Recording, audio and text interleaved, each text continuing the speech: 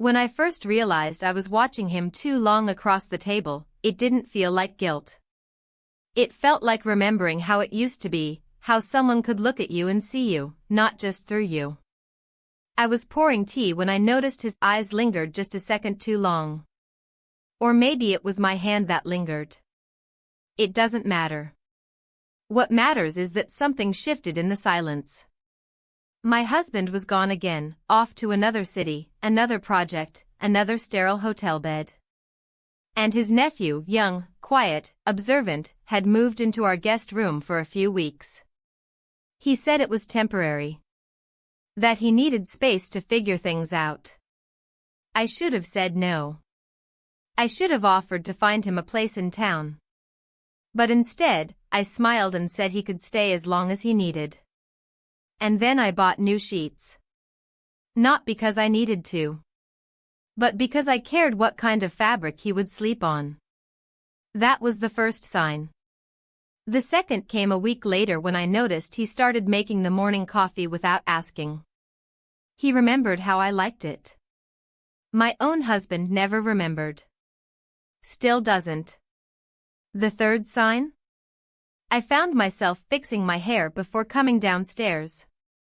Not for anyone in particular. Just for the air to feel different. And it did. You might think this was a slow unraveling, but it wasn't. It was precise. Measured. Like fate waiting in the guest room with a suitcase and polite manners. You think you know the boundaries of your own life until you brush up against someone who doesn't know your rules, and yet follows them better than the one who vowed to. I didn't plan any of this. I didn't even think I was capable of it. But let me tell you how it really happened. Before you judge me, before you think this was just some foolish attempt to feel young again, let me show you what led me there, step by step. And while you listen, tell me where you're from in the comments. And more importantly, have you ever crossed a line you thought you never would? It started, as most changes do, without me noticing. The day my husband left for yet another 10-day trip, the house felt quieter than usual. Not lonely. Just echoey. I folded his shirts that morning with the same care I always did, collars straight, sleeves even. He barely looked up from his phone as I placed them into the suitcase. "I'll call you tonight," he said. I nodded. We kissed briefly, our lips brushing like strangers passing in a hallway. By noon, his nephew had arrived. His car pulled into the driveway slowly, cautiously, like he wasn't sure if he was welcome. I watched from the kitchen window, wiping my hands on a towel already too damp from the dishes. He stepped out with only one duffel bag.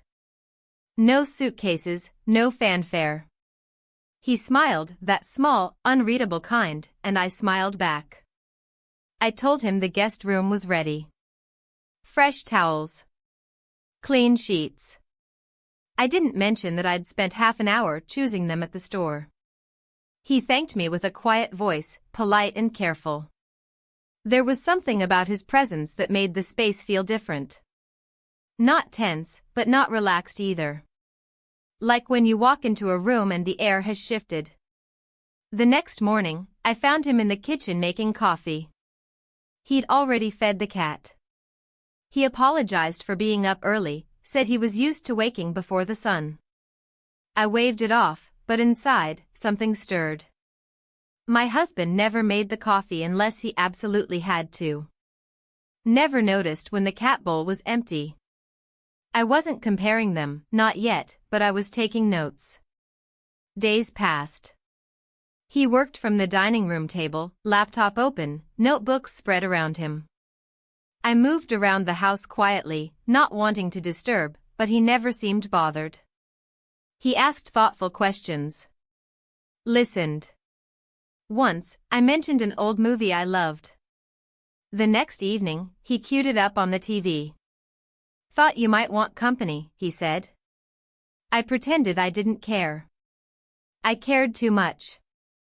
One afternoon, I was pruning the hydrangeas when he stepped outside with 2 glasses of lemonade. We sat in silence on the porch steps, the kind that doesn't need filling. I told him about the time I tried to run away as a teenager. He laughed, not at me, but with the kind of warmth that made me feel 16 again. I hadn't told that story in years. I hadn't thought of it in years. I began to notice things. The way he'd paused before saying goodnight, like he wanted to ask something but thought better of it. The way he'd sometimes look out the window during dinner, eyes distant, like he was searching for something far away. The way he folded his laundry, neat and methodical, just like my husband used to, before he got too busy for such things. One evening, I dropped a bowl. It shattered against the tile in 100 pieces. I expected a lecture from the past, a voice in my head, a husband's sigh. Instead, the nephew knelt beside me, picking up the shards slowly, carefully. "Let me," he said. "It happens." I apologized too many times. He shook his head. "You don't have to be perfect all the time," he said. "You know that, right?" I didn't know that. That night, I found myself lying awake, staring at the ceiling. My husband hadn't called. He didn't even text. I wasn't angry. I was just blank. Like the silence in the room had grown teeth. Over the next few days, I started taking longer with my morning routines. Moisturizer, eyeliner, something with color. Just a little. Just enough. I didn't want to look done. I wanted to look awake. Present. Like someone whose skin still remembered sunlight. He noticed. I know he did. He never said anything, but the way his eyes paused, not inappropriately, not even obviously, told me he saw me. Not as someone's wife. Not as a woman of a certain age. Just me. And maybe that's why I started staying in the room longer after setting down the coffee. Why I began asking him questions I already knew the answers to, just to hear his voice. Why I started leaving the door to the garden open when I sat reading, hoping he might wander out and sit nearby. Nothing happened. Not really. But the not happening became the loudest thing in the house. One morning, while making breakfast, he reached for a plate just as I did. Our hands touched. It was the smallest thing. A flicker. But I pulled away faster than I meant to. He apologized. I smiled too much. The eggs overcooked. Later that day, I looked at myself in the hallway mirror and tried to understand what was going on. Was I lonely? Bored? Starved for something I couldn't name? Or was I just waking up? That evening, I sat by the window after dinner, watching the sky darken. He walked past with a stack of books, nodded goodnight. I nodded back. And as he turned the corner toward the guest room, I felt a pang, sharp and inexplicable, like something was closing before it had even begun. I stayed by the window for a long time. Listening to the wind. To the creak of the house. To the quiet pulse of something growing where it shouldn't. And I wondered, not for the first time, how close someone can stand before it becomes a step too far. The following morning began like any other, quietly, unremarkably, as if the house had no memory of anything that had come before. The sunlight filtered through the kitchen curtains in soft golden streaks, lighting up the dust particles in the air like tiny dancers. I moved around the kitchen methodically, pulling mugs from the cabinet, setting out bread to toast, checking the coffee pot. Everything was in its place. Except me. I felt disoriented by how normal everything looked. The hum of the refrigerator, the click of the toaster, all sounds I'd heard 1,000 times before, now seemed suspiciously loud, as though trying to drown out something my mind was unwilling to process. I caught my reflection in the microwave door and studied the woman staring back at me. Same face, same hair pulled into the same low bun, but something in the eyes felt off. Brighter, maybe. Or darker. I couldn't tell. He entered the room a few minutes later, still in the sweatshirt he'd worn to bed, hair tousled from sleep. He mumbled a morning, and I returned it, trying to keep my voice neutral. I didn't trust it. My hands were too aware of themselves, too deliberate in the way they poured coffee. Every small movement felt like it carried weight. We sat across from each other at the breakfast table, both pretending to read something. I had the local newspaper, he had his phone, but neither of us turned a page or scrolled. The air felt thicker than usual, like humidity before a summer storm. I could feel him glancing at me between sips, and each time I felt my skin tighten, my back straighten.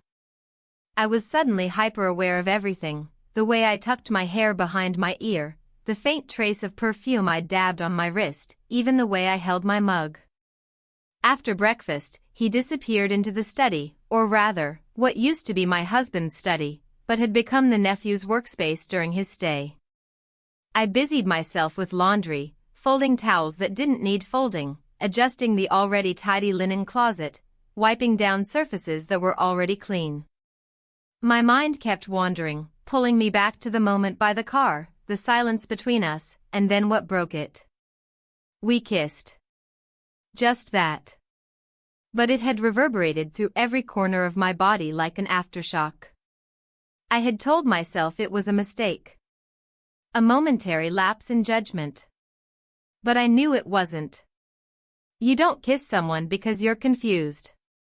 You kiss someone because, at some level, you've made a choice, maybe silently, maybe without even understanding it yet, but a choice nonetheless. By early afternoon, I found myself standing at the edge of the hallway, staring at the closed door of the study. I could hear the soft click of a keyboard, the occasional shuffle of papers. The sound soothed me and irritated me all at once. I wanted to say something, ask about lunch, the weather, the book I'd seen on the table the day before. But I stayed frozen. Instead, I walked into the garden. The air was warm and slightly damp, the scent of lavender hanging low. I sat on the bench beneath the large oak tree and let my thoughts unravel. My husband hadn't called the night before. Nor had he texted. It was the third night in a row. I wasn't sure if I was angrier about his silence or my own lack of surprise. What was I even doing? Trying to assign meaning to a kiss? Searching for justification in the absence of attention? I wanted to believe I was still anchored, still the woman who held firm boundaries, who believed in loyalty, who made dinner on time and smiled through small talk. But something in me had shifted. Not broken, but bent, like a tree leaning toward the light without realizing it. Later that day, I caught him in the hallway. He stepped aside to let me pass, but I didn't move. I looked at him, really looked. The space between us held 1,000 unspoken thoughts, but neither of us reached for them. I opened my mouth, thought better of it, and simply said I was going to the store. He nodded. The grocery store felt like a parallel universe, people walking around in a hurry, music playing over the speakers, cashiers making small talk. I wandered the aisles without focus, placing items into the basket without seeing them. A jar of olives, a wedge of cheese, a box of tea I hadn't bought in years. I picked them up not because I needed them, but because they reminded me of who I used to be, someone who indulged in small things, someone who noticed flavor. Back home, I unpacked the bags in silence. He came in just as I was putting the tea away and reached for the olives without asking. He popped one into his mouth and smiled. "Haven't had these in years," he said. I wanted to ask how he knew. I didn't. Dinner was quiet. Not strained, but cautious. We talked about the weather, the neighbor's new fence, the cat's recent habit of knocking over the vase in the hallway. We were two people playing roles we hadn't rehearsed, carefully hitting our marks without believing the script. That night, I couldn't sleep. I lay on my side, staring at the faint outline of the curtain rod, the distant hum of traffic bleeding through the window. I thought of all the times I'd waited in this bed, for calls that never came, for a door to open, for a whisper of intimacy that never arrived. I thought of the nephew just down the hall, probably asleep, unaware of the storm he'd stirred. But I knew he wasn't unaware. The next morning, I found a note on the kitchen counter. "Went for a walk," it said. Simple. Unassuming. But the handwriting was careful, the kind you use when you're unsure what to say but feel something should be said. I stood in the kitchen holding the note, the refrigerator buzzing behind me like a metronome. I thought of following him. I didn't. I thought of deleting the text I'd drafted to my husband the night before, the one I never sent, the one that started with, "Do you even notice when I'm gone?" I didn't delete it either. The day passed in slow increments. I watered the plants, vacuumed the stairs, made soup I didn't eat. The silence between us had grown again, not cold, not angry, just waiting. Like a held breath. He came back around 5. I heard the door, the familiar sound of shoes being kicked off. I stayed upstairs. I don't know why. That evening, we sat outside. The sky was still tinged with color, pinks and oranges bleeding into the horizon. He mentioned a job interview he might pursue in another state. I nodded, asked him when it was. He said, "Soon," and I felt something in my chest tighten. There was a long pause. Then he turned slightly toward me, not enough to face me directly, but enough to make sure I heard him clearly. "Are we pretending nothing happened?" he asked. I looked at the fading sky, not him. "We have to," I said. And in that silence that followed, something both broke and held. We didn't speak again that night. We didn't need to. The air between us was loud enough. The morning arrived in layers of gray light, filtering through the curtains and falling across the hardwood floor in thin, uneven strips. I moved slowly, almost reluctantly, through the familiar motions of making coffee, setting out breakfast, adjusting the cushions on the couch so that they looked untouched yet perfectly aligned. The house was quiet, but the quiet was no longer neutral. It hummed with the residual tension of unspoken things, the small fractures that had begun to appear in the routines I had once trusted.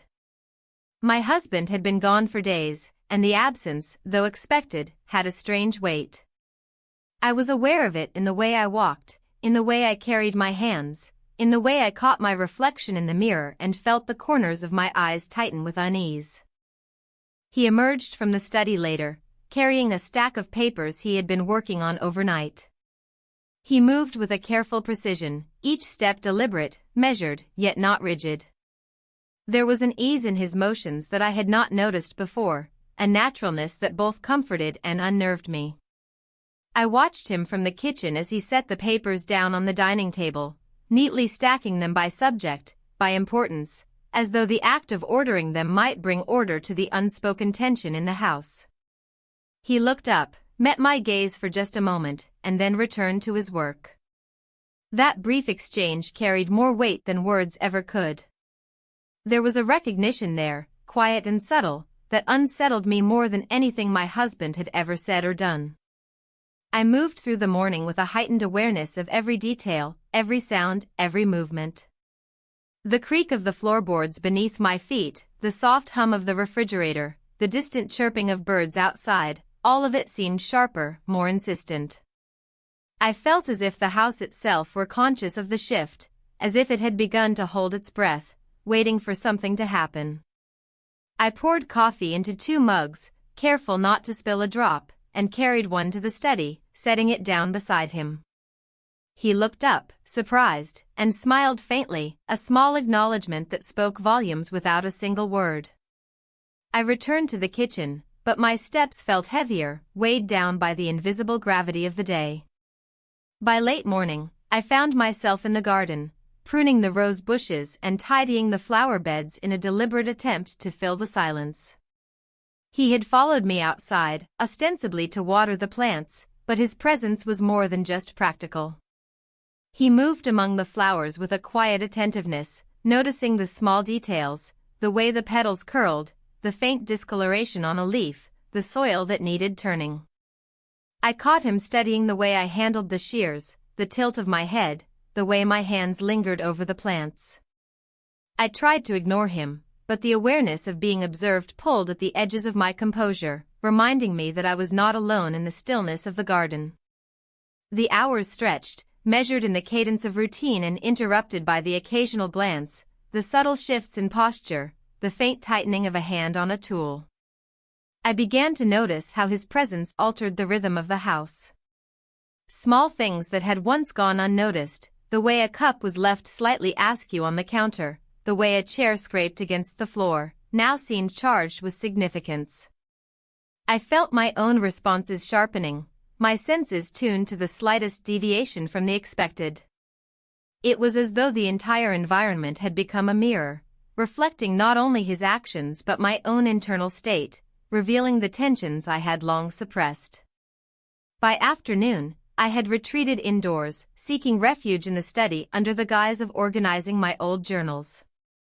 He entered the room a short while later, carrying a book he had found in the living room. He placed it on the table with care, aligning it perfectly with the edge, then looked at me with an expression that was both inquisitive and tentative. I felt a jolt of awareness, an acknowledgement of the invisible line we were both aware of but never crossed. I focused on the journal in front of me, pretending to examine its contents, while listening to the subtle rhythm of his breathing, the faint scrape of his chair as he settled into a corner of the room. Time passed in increments marked by the smallest gestures. I noted how he tilted his head while reading, how his fingers traced the edges of the pages, how his eyes would occasionally lift to meet mine, then drop again as if testing boundaries. I caught myself holding my breath during these moments, aware of the pull between curiosity and caution, between the impulse to engage and the instinct to retreat. The tension was not overt, it was subtle, accumulating in the space between us, in the careful navigation of proximity and distance, in the quiet acknowledgement that something was different now, something unspoken but palpable. Evening approached with a gentle inevitability. The light shifted, softening shadows in the corners of the room, highlighting the grain of the wooden floor, the texture of the walls. I moved to the kitchen to prepare dinner, measuring ingredients with precise care, organizing utensils, arranging plates.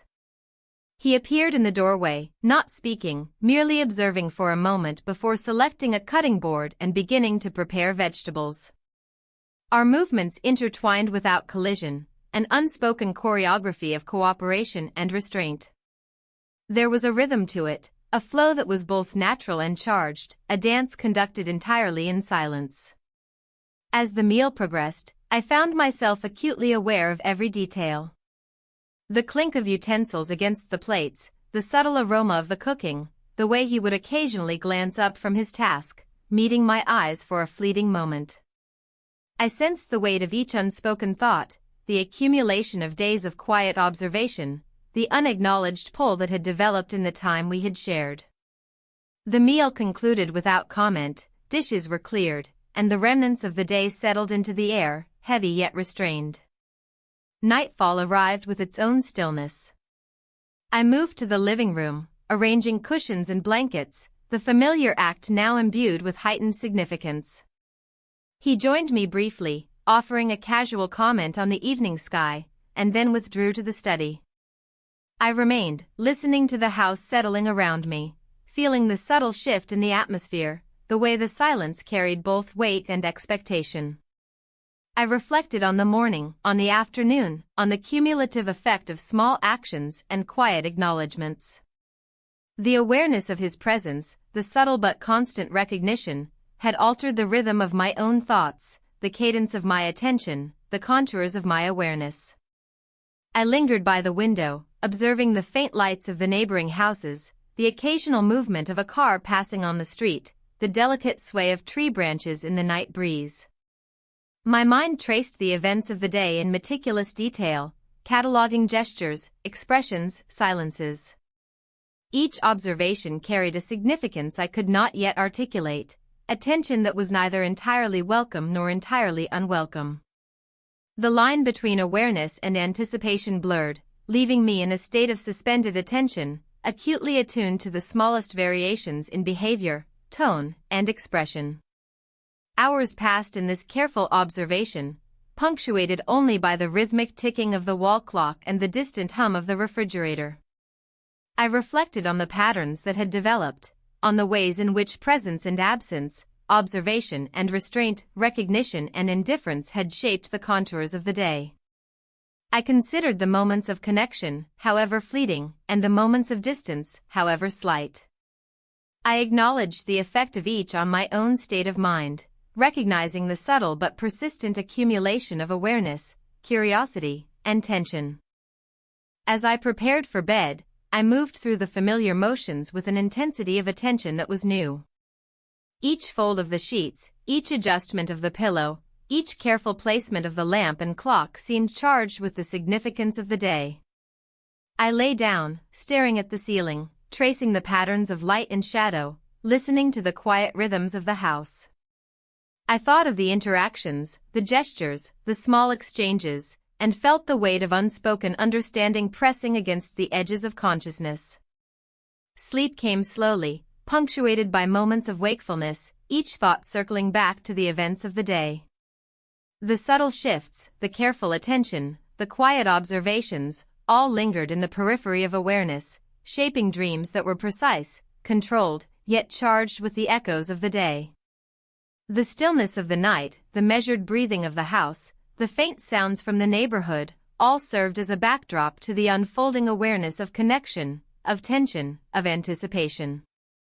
And as the first hints of dawn began to color the sky, I lay in that state of watchful stillness, recognizing that nothing had overtly changed, yet everything had shifted. The presence that had seemed so ordinary in the morning now resonated with a weight and complexity I could neither define nor dismiss.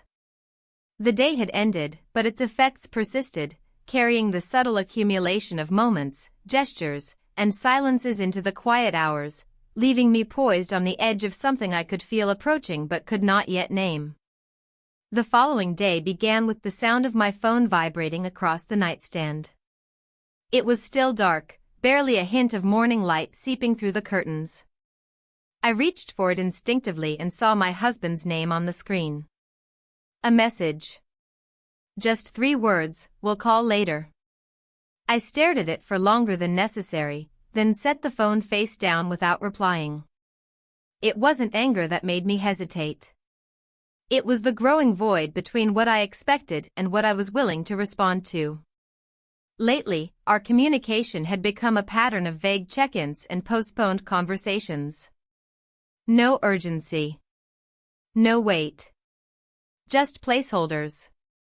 I sat up in bed, wrapped the blanket around my shoulders, and walked to the window. The street outside was empty. The porch light cast a soft glow on the hedges, and a newspaper sat neatly rolled on the driveway. Everything looked calm. Safe. Predictable. But the calm no longer soothed me. It made me restless. By the time I came downstairs, the house was already stirring. I heard the soft clatter of dishes from the kitchen. He was making breakfast again. It had become his quiet habit, one that I hadn't asked for but had grown used to. I paused in the hallway, listening to the way he moved, deliberate, efficient, quiet. I walked in slowly, my feet bare against the cool floor. He glanced up, offered a brief nod, and returned to slicing fruit. I murmured a greeting, reached for a glass of water, and stood beside the counter without speaking. There was something different about the way we occupied space now. Not crowded, but attentive. As though each of us was aware of the other's every motion, even when pretending not to be. He finished plating the food, oatmeal, berries, a touch of honey, and slid one bowl in my direction. I sat. We ate in silence, but the quiet wasn't empty. It was watchful. Later, he retreated to the dining room, where his laptop and papers still lay from the night before. I stayed in the kitchen, washing dishes slowly, not because there were many, but because I needed something to do with my hands. My thoughts were too loud. They refused to settle. I kept seeing our reflections in the hallway mirror. I kept replaying the moment on the porch, the question he'd asked the night before and my answer. We were pretending nothing had happened. But everything had. Around noon, I decided to take a walk. I told him I needed some fresh air. He nodded, didn't ask where I was going. I slipped on my coat and stepped out into the crisp autumn light. The air was clean, almost sharp, and the trees had begun to shed their leaves. I walked aimlessly at first, letting my feet guide me through the neighborhood. The streets were familiar, but I wasn't paying attention to the landmarks. I was listening to the rhythm of my footsteps, the pulse in my ears, the internal noise that refused to quiet down. I thought of how easily things had shifted. One moment of stillness, one pause in the flow of routine, and everything began to tilt. Not dramatically. Not with drama. But with quiet gravity. And now, I felt like I was living in two parallel timelines, the one where I still did the laundry, fed the cat, and answered polite texts from my husband, and the other, where silence had become charged, and a single look could make my skin burn. When I returned, he was in the garden. Kneeling in the soil, turning it carefully with a small hand spade. There was something grounding in the way he did it, focused, methodical. He looked up when he saw me and gave a small smile. I walked over, crouched beside him, and we both dug in silence for a while. The soil was cold in my hands. It reminded me that time was passing, that the season was shifting, even if everything inside me felt suspended. Back inside, I stood at the kitchen sink, scrubbing my nails clean. I watched the dirt dissolve under the warm water, the tiny particles swirling down the drain. I thought of how simple it would be to pretend again. To return to the rhythm of polite exchanges and avoid eye contact. To pretend that my stomach didn't turn when he brushed past me. But pretending was exhausting. That evening, my husband called. I watched the phone ring twice before answering. His voice was casual. He asked how things were. I said they were fine. He asked about the cat, and I said she was still trying to climb the curtains. He laughed. It was a distant, polite laugh. Then he mentioned a possible extension to his trip, something about delays and rescheduling. I said I understood. I did. But the conversation felt like small talk between acquaintances. There was no warmth.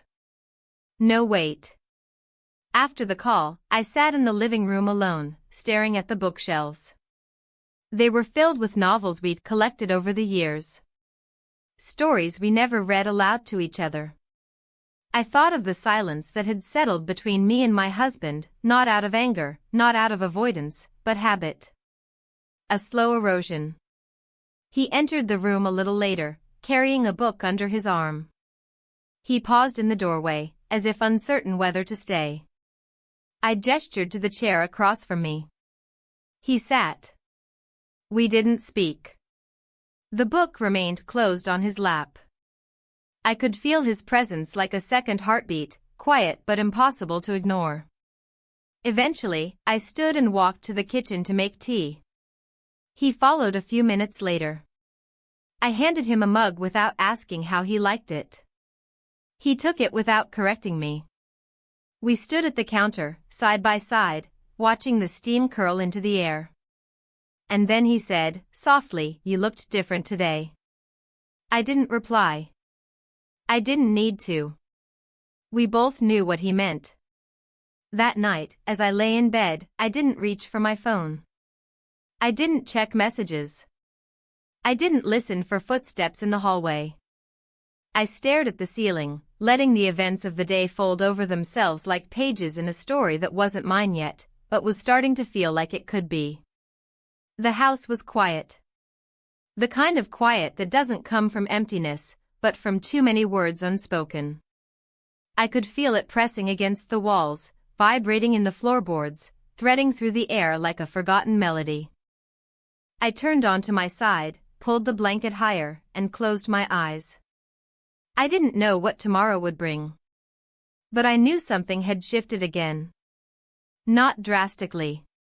But enough. Enough that the silence between us no longer felt safe. It felt charged. Unresolved. And sleep came slowly, with the faint hum of tea cooling on the nightstand and the weight of choices I wasn't ready to make. Not yet. But soon. The next few days unfolded in a strange rhythm, a quiet tempo that I found both comforting and disorienting. There was no dramatic shift, no confrontation, no explosion of words or emotions. Instead, everything moved forward in slow, deliberate steps, like a dance choreographed in silence. We returned to our routines, or at least a version of them, but now every interaction was tinged with the weight of something that hadn't been said. My husband's messages became less frequent. A simple "hope your day's going well," or "I'll be late calling tonight," and sometimes nothing at all. I stopped waiting for his voice. I stopped watching the clock.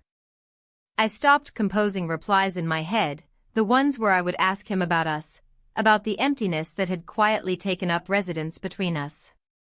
I wasn't ready to send those words. I wasn't sure I ever would be. Instead, I paid attention to the house. The corners that collected dust, the picture frames that needed straightening, the way the afternoon light shifted through the living room blinds. I cleaned the windows twice in one day just to see more clearly. I started baking again, nothing extravagant, just familiar things: banana bread, oatmeal cookies, apple crisp. The scent filled the house, warm and soft, like a version of comfort I could control. He noticed. Of course he did. He always noticed. One afternoon, as I pulled a tray from the oven, he stepped into the kitchen and paused beside me. He didn't speak. He didn't need to.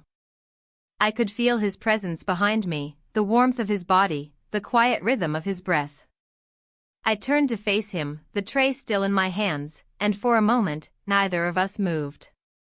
The world felt very still, not frozen, but balanced. A delicate in-between. I set the tray down, reached for a towel, and wiped my hands slowly. He reached across the counter and took one of the cookies, breaking it in half before tasting it. I waited for him to say something, but he didn't. He just looked at me. A steady, unreadable gaze that held no accusation, no pressure. Just presence. Later that evening, we found ourselves in the living room again, sitting on opposite ends of the couch. The television was on, playing some old film I barely paid attention to. I watched the flicker of the screen reflect off the window, saw our silhouettes blurred against the glass. It felt like watching strangers, two people sitting close but contained, holding their breath. At some point, I turned to him. Not sharply, not dramatically, just enough to meet his eyes. The moment was quiet, unforced. We didn't speak. We didn't explain. And then, we kissed. We kissed. That was all. No more, no less. A simple truth that carried the weight of everything we had been avoiding. It didn't feel reckless. It didn't feel wrong. It felt like exhaling after holding my breath for too long. Like warmth in a cold room. Like remembering something I hadn't realized I'd forgotten. Afterward, we didn't speak. He stood slowly and left the room, footsteps soft on the floorboards. I remained on the couch, staring at the flickering television screen, feeling the air shift around me. My hand rested lightly on my chest, as if trying to steady the rhythm inside it. That night, I couldn't sleep. I lay in bed with the lamp off, the sheets pulled up to my chin, my eyes open and unfocused. The ceiling was just a ceiling, but it felt like a question. I thought about everything, the years, the choices, the things I'd let fade without protest. I thought about how quiet the house had become over time, and how easily that quiet had been broken by a glance, a word, a moment. I wasn't sure what came next. I wasn't planning anything. I wasn't chasing a new life or trying to escape the one I had. But I also wasn't pretending anymore. Something had changed. Inside me. Between us. Around everything. The next morning, we didn't acknowledge it. We went about our routines: breakfast, dishes, his laptop, and my watering can. I cut fresh flowers from the garden and arranged them in a vase by the window. He commented on the weather. I nodded. It wasn't avoidance. It was a pause. A breath between sentences. But the day felt different. The air was heavier. The silences were louder. And I felt it in everything: the way I folded laundry, the way I stared out at the backyard, the way I noticed the smallest details in his face. I found myself thinking in pieces, fragments of thought, images without context. A flash of a look. A moment by the stove. The texture of silence. At lunch, we sat across from each other at the table. I watched the way he stirred his soup. He watched the way I folded my napkin.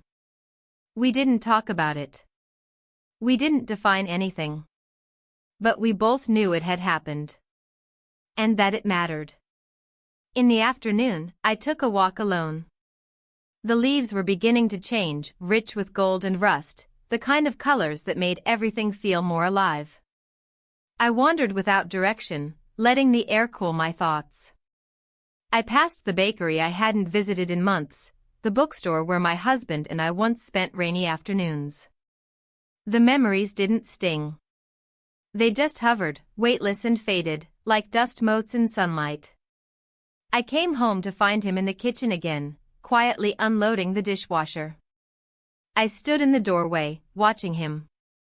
He looked up, paused, and gave a small smile, not the kind that invites more, but the kind that simply acknowledges being seen. I returned the smile, walked past him, and picked up a dish towel. We moved around each other naturally, efficiently. As if we had done this 1,000 times.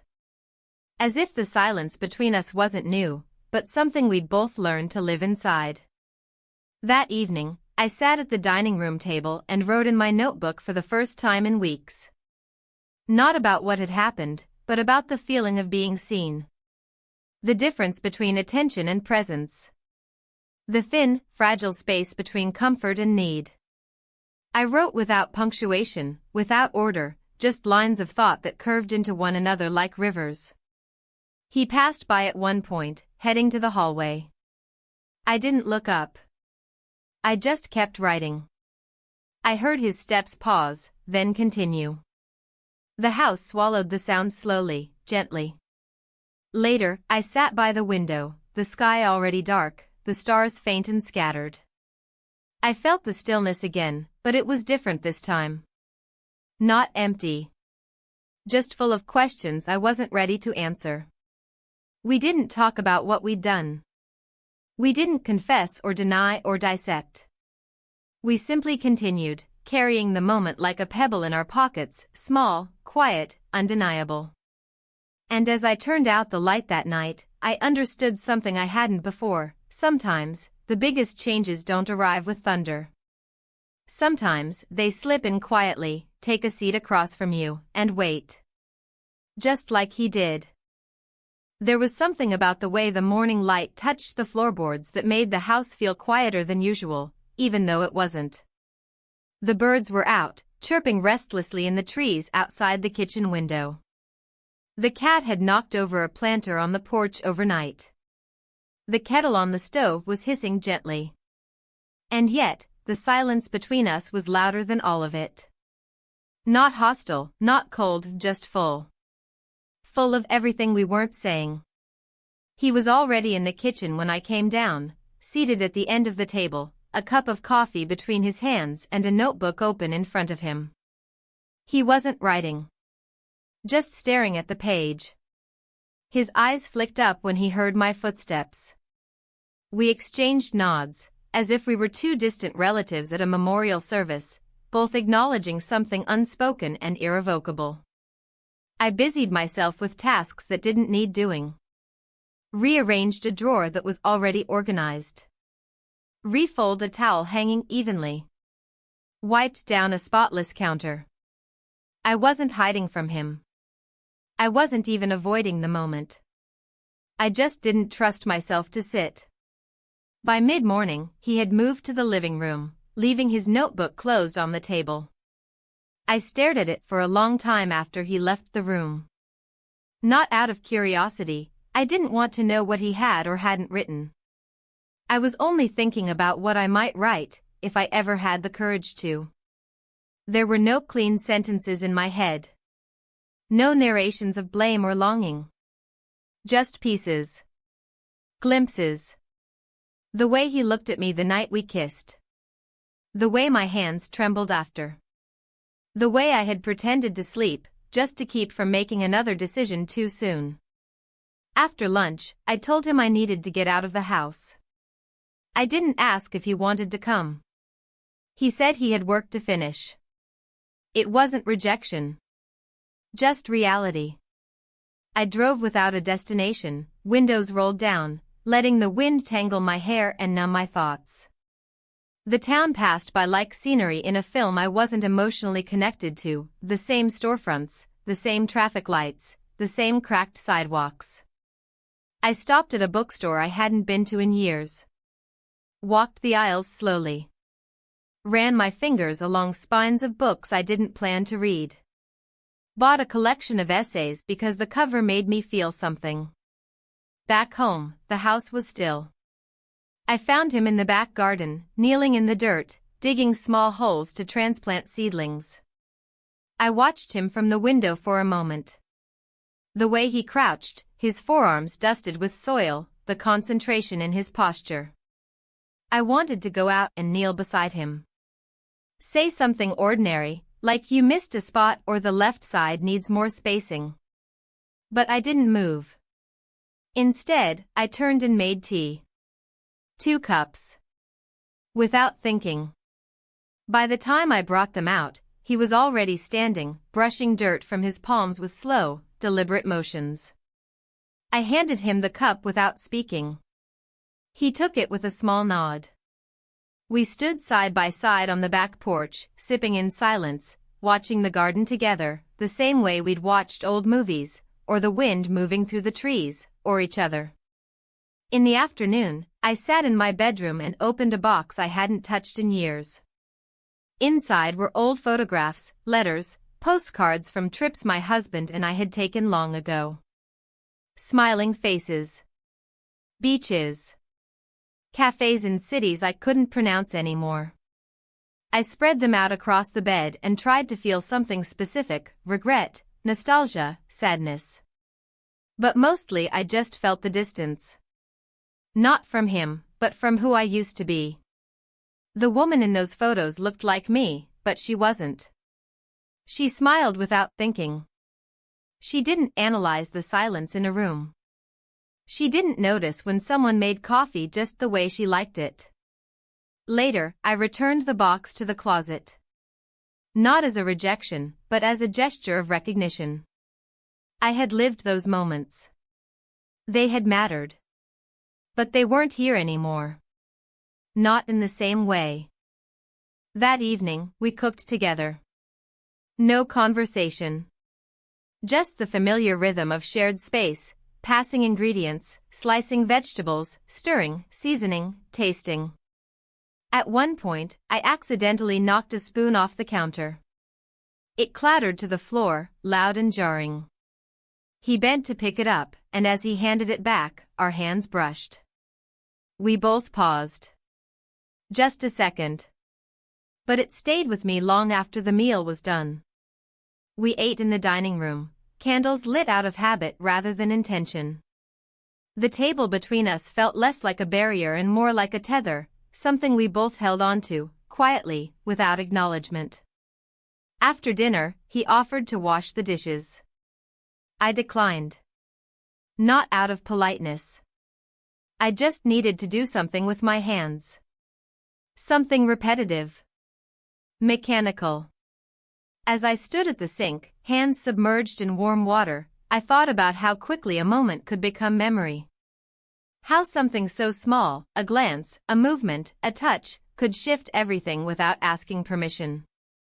When I finished, I found him standing at the edge of the hallway, one hand resting on the frame of the door, the other in his pocket. He looked at me like he was about to say something. But then he didn't. He just tilted his head slightly, as if to mark the end of the day, and walked to his room. I didn't follow. Instead, I walked to the front porch. The air was cool, and the moon hung low, pale, and imperfect. I sat on the steps, pulling a shawl tight around my shoulders. The silence felt different out here. Not empty. Just honest. I thought about calling my husband. About asking him when he'd be home. About telling him I needed to talk. But I didn't reach for the phone. Inside, the lights in the hallway went out one by one. I could hear the soft creak of floorboards, the shifting of a door. The ordinary sounds of night. And yet nothing felt ordinary anymore. I stayed outside for a long time, watching shadows stretch across the lawn, listening to the wind move through the hedges. At some point, I closed my eyes and leaned back, breathing slowly, deeply, as if trying to memorize the stillness before it broke. There was no plan. No destination. Just the knowledge that something was building. Not necessarily toward chaos. But toward something that could no longer be unspoken. And somewhere deep inside, I felt it begin to take shape. Quietly. Steadily. Like a truth that had always been there, waiting for me to stop pretending. The day began like most others, though something in the air felt different, like a hush before a change in weather. The temperature had dropped overnight, and the kitchen tiles felt cold under my feet as I moved through my morning routine. The kettle was slower to boil than usual. The silence felt heavier. There was nothing unusual about the way the light fell across the counter or the way the shadows gathered in the corners of the room. But inside me, there was a stillness that felt unfamiliar. A pause. A holding of breath. I heard the faint creak of floorboards above, his footsteps, slow and measured. Not hesitant, not rushed. I didn't glance up when he came down the stairs, though I could feel his presence before he even reached the bottom. He moved into the room behind me, and for a few moments, we both stood in silence, separated by the quiet hum of the refrigerator and the clink of mugs being set out. I passed him a cup without looking, and he took it with both hands, standing near the window. We didn't say much. We hadn't needed to. The days had become quiet not out of avoidance but out of saturation. There was too much within the silences, shared awareness, suspended decisions, careful restraint. Our words, when spoken, had become placeholders. It was the quiet that held the weight now. I finished my coffee and moved to the sink, washing the dishes slowly, as though the water itself might soften the tension beneath my skin. Outside the window, the trees swayed gently in the early wind. I watched the branches bend and recover, bend and recover. The rhythm calmed me. The fragility of balance. The resilience of quiet resistance. The hours that followed passed without ceremony. He worked at the dining table. I stayed mostly in the back garden, trimming dead leaves, shifting planters, making small adjustments to things that didn't matter. I wasn't trying to avoid him. I was trying to manage the pacing of something I couldn't name. My thoughts moved like fog, slow, obscured, thick with anticipation. Around midday, I came inside and found him on the couch, notebook on his lap, though his pen was still. He looked up briefly and then back down, as if my presence was expected, as if it had never really left. I said I was going out for a walk and picked up my coat. He asked if I wanted company. I hesitated, then nodded.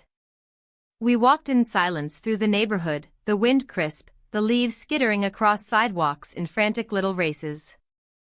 I glanced at houses we passed and imagined the lives inside them.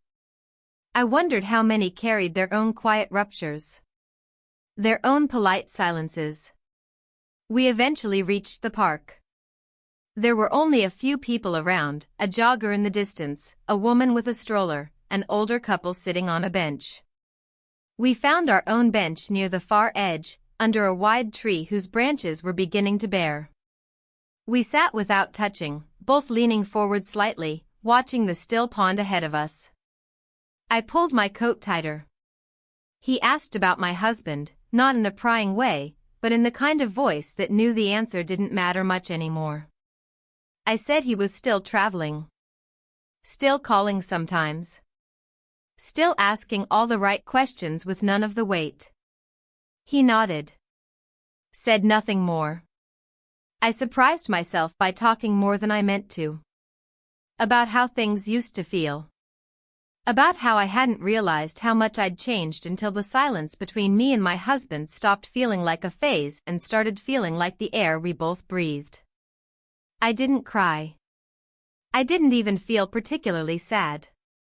It wasn't mourning, it was more like narrating something that had already concluded, though the ending hadn't been officially written. He didn't interrupt. He listened. Really listened. I could feel it in the way he shifted his weight slightly toward me, in the way he held his hands together in his lap, unmoving. When I finally stopped speaking, we sat in a long silence that didn't need filling. It stretched, held, and settled. We walked back the long way. Through streets I didn't usually take, past houses I didn't recognize. It felt like being in a different town entirely, like stepping into someone else's map. I was grateful for it. The unfamiliarity. The disorientation. It helped me see things more clearly. Back home, the sky was beginning to darken. Clouds had gathered, thick and blue-gray, and the wind had picked up just enough to rattle the porch swing. I stepped inside first, kicked off my shoes, and stood for a moment in the hallway, listening to the sound of the front door closing behind him. He didn't speak. Neither did I. Later that evening, we made dinner together. Again, nothing planned. Just a quiet momentum we followed. He cut vegetables. I boiled pasta. We moved around the kitchen like we'd done it 100 times. In truth, we hadn't. Not like this. Not with this shared, weightless calm. We didn't talk about the park. Or the bench. Or what had been said. But it was in the air between us. Not hanging heavy, but resting softly. After dinner, I found myself sitting alone in the living room, turning a mug of tea in my hands, staring out the window at the dark yard. He passed by once, heading down the hallway. He didn't stop. I didn't call after him. I didn't need to. But something in me was shifting again. And then, quietly, without a word, he returned. I turned to look at him, but said nothing. There was no dramatic pause. No declaration. He walked toward me slowly and sat on the edge of the armchair across from mine. The air felt different now. Not charged. Just still. Like a moment waiting. We locked eyes. And I don't know which of us moved first. We spent the night together. The phrase lives in me now, clean and whole. No embellishment. No shame. No thrill. Just a truth. It wasn't a decision. It wasn't a plan. It was a step we both had been circling for too long. A step we took without rush, without chaos, without speaking. The rest of the night unfolded like breath. Steady. Measured. Quiet. When I woke before dawn, the house was still.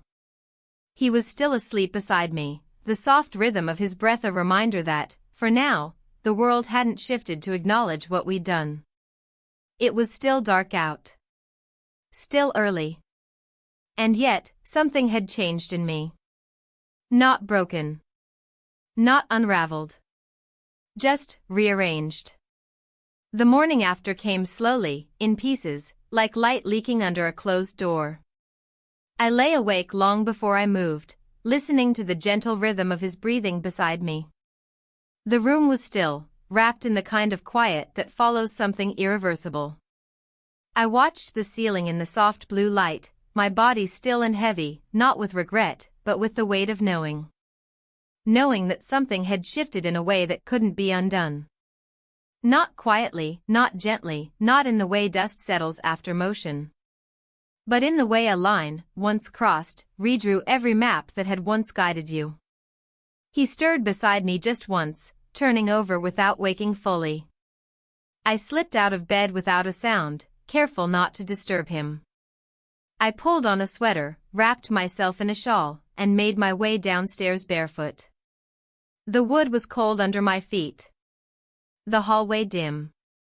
I walked slowly, as if moving too quickly might shatter the stillness of the house.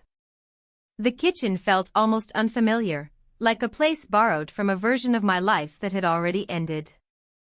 I filled the kettle, set it on the stove, and stood watching it as if I had never made tea before. My hands trembled slightly, not from fear or guilt, but from the aftershock of having crossed an emotional threshold that had once seemed abstract. When the water boiled, I poured it carefully over the tea leaves and sat down at the table, watching steam rise in slow curls. I didn't try to explain to myself what had happened. I didn't analyze it or seek a way to categorize it. I simply sat with it. Let it be real. Let it be quiet. Let it settle into the walls of the house like the scent of something cooked slowly, thoughtfully, over hours. The sound of footsteps came a little while later, soft, hesitant, measured. He appeared in the doorway without speaking, his hair tousled, his sweater crooked. He looked different, but not in the way I expected. There was no visible emotion. No unease. Just a deep, quiet awareness in his eyes that told me he, too, had woken up in a world redrawn. He crossed the kitchen, reached for a mug, poured himself a cup of tea. We sat at the table together, not saying anything. Our silence didn't feel like a wall. It felt like breath. Like space. Like the air between two people who had finally stopped pretending they didn't see what they saw. Eventually, he spoke. Just a few words about the weather. I responded with something neutral. The kind of casual exchange that allowed the room to exhale. We talked lightly after that, about dinner, about the neighbor's cat, about needing to sweep the porch again before the leaves piled too high. But underneath it all was the weight of the night, wrapped in something softer than guilt and sharper than peace. He left the table first, saying he had emails to answer. I nodded, not asking where he'd be. I didn't need to. I could feel the shape of his presence even after he was gone. I spent the afternoon cleaning the guest room, not because it was messy, but because I needed something to reset the stillness inside me. I changed the sheets, opened the windows, wiped down the dresser. Every movement felt precise, almost ritualistic. Like tending to something sacred and broken at once. At one point, I paused and looked around the room. It hadn't changed. The furniture, the curtains, the faint scent of linen and eucalyptus. But something in its center had. The air felt heavier. Thicker with memory. With questions. I returned to my bedroom, changed clothes, and sat at my desk with a notebook. I tried to write but couldn't. I stared at the blank page, wondering what language I was supposed to use now. I wasn't ready to process it all. Not on paper. Not out loud. I closed the notebook and stared out the window for a long time. That evening, my husband called. I stared at the screen as it rang. I felt no fear. No panic. But I didn't answer. I let it ring until it stopped, and then I turned the phone face down on the table. A message came in a few seconds later, just checking in. Call when you can. I didn't reply. I went downstairs, and he was in the kitchen again, this time standing by the sink, scrubbing a pan. He glanced over his shoulder when I entered, and I nodded at him. The nod meant everything and nothing. It meant I was here. That I wasn't running. That I hadn't collapsed under the weight of what we'd done. And maybe that I didn't know what came next, but I wasn't pretending anymore. We made dinner together, quieter than usual, but not strained. He chopped vegetables. I boiled pasta. The way we moved around each other was cautious, like stepping over a glass floor we knew could crack at any moment. But it didn't. It held. We held. After dinner, I went outside and sat on the porch alone. The night air was crisp, and the wind carried a hint of winter in it. I pulled my shawl tighter and listened to the distant rustle of leaves, the creak of the porch swing as it moved slightly in the breeze. I sat there for a long time, staring out into the dark, thinking of nothing and everything at once. He joined me eventually. Sat beside me without a word. Our shoulders nearly touched. I didn't move away.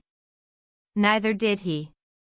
We sat like that for what felt like an hour, maybe more. At some point, he said, "I didn't expect to feel like this."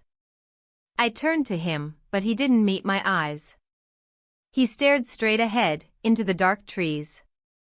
I didn't ask what this meant. I didn't need to. We sat in silence again.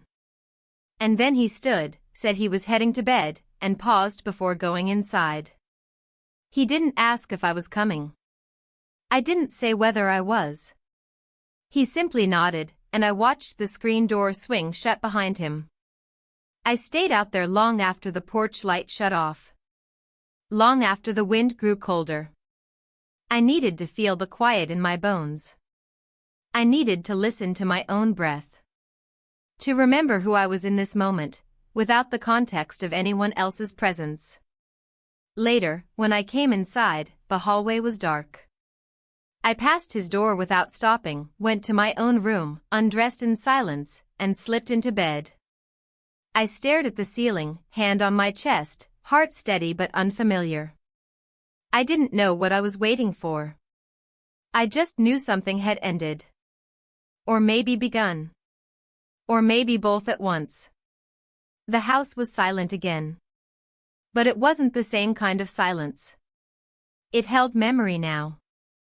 And movement. And weight. I closed my eyes and let it press against me. I didn't dream. The house felt quieter than usual, and not because anything was missing, everything was still in its place. The mugs were aligned on the kitchen shelf. The shoes still sat by the door, faint traces of dirt from the garden trailing toward the mat. The framed photographs on the wall hadn't moved an inch. And yet, the silence that had once been comfortable now echoed. It didn't feel empty. It felt full. Full of what had passed. Full of what hadn't been said. Full of what could no longer be unthought. I woke early and lay in bed with my eyes open, watching the slow light move across the ceiling as the sun began its steady climb. My body felt heavy, but not with exhaustion. I wasn't tired. I was full. Full of something I wasn't sure how to carry. Something soft and jagged at once. It sat behind my ribs like a second heartbeat. I got up, moving slowly, deliberately. I dressed without turning on the light. I didn't look at my phone. I didn't check for messages. I didn't need to. Whatever was waiting could wait longer. Whatever was coming would arrive whether I was ready or not. Downstairs, the kitchen was empty. The quiet felt respectful, not absent. I poured water into the kettle and stood at the sink, watching the garden through the window. The leaves were darker now. A deeper red, a faded gold. The wind had stripped half the branches bare, and the ground was a soft mosaic of everything that had once lived above. The kettle boiled, and I moved through the motions of making tea. Familiar. Automatic. A ritual I had once performed without thought, now something I clung to like a ledge. I set the cup on the table, took a seat, and folded my hands around the warmth.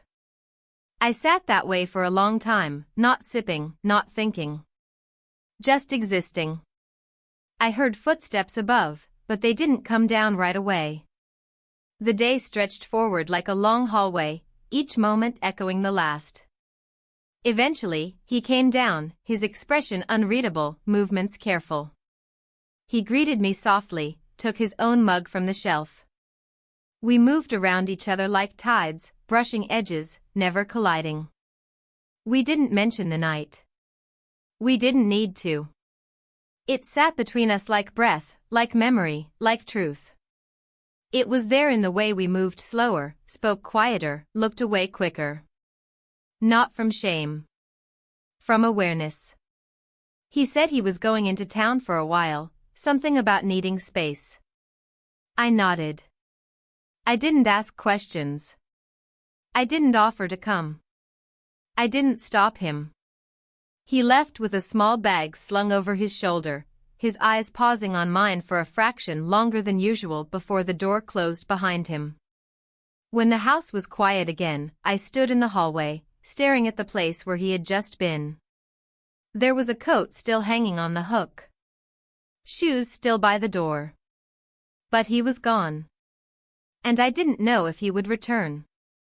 Or if I wanted him to. I moved through the rest of the morning like someone finishing a routine out of obligation, not desire. I watered the plants, though they didn't need it. I folded laundry I had already folded. I opened the windows, then closed them again. Everything was clean. Everything was still. Everything felt slightly out of sync, like a song played half a beat too slow. In the early afternoon, I went into my bedroom and pulled open the drawer where I kept old letters. Not from him. Not from my husband. Just scraps of things I had written to no one. Sentences I never finished. Thoughts I had once felt deeply and now couldn't quite understand. I sat on the edge of the bed, reading my own handwriting, and wondered how a life could shift so gradually you didn't notice until the foundation cracked. I wasn't looking for answers. I wasn't even looking for comfort. I was looking for a mirror, something to show me what I had become. My phone buzzed once on the nightstand. A message from my husband. Just a few lines. Flights confirmed. I'll be home Tuesday.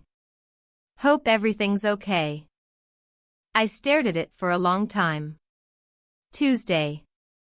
Just a few days. The words felt mechanical. Like he was writing from a script we had both agreed on long ago. I didn't reply. I spent the rest of the afternoon outside. I raked the leaves from the garden path, clearing them slowly, deliberately. The repetition felt good. Physical. Grounding. With each motion, I felt a little more present. A little more rooted. But the weight behind my chest didn't lift. It only settled differently.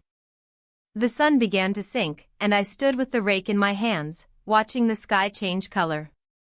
A quiet ache crept into my chest, unexpected, slow, and undeniable. I wasn't sure what I was mourning.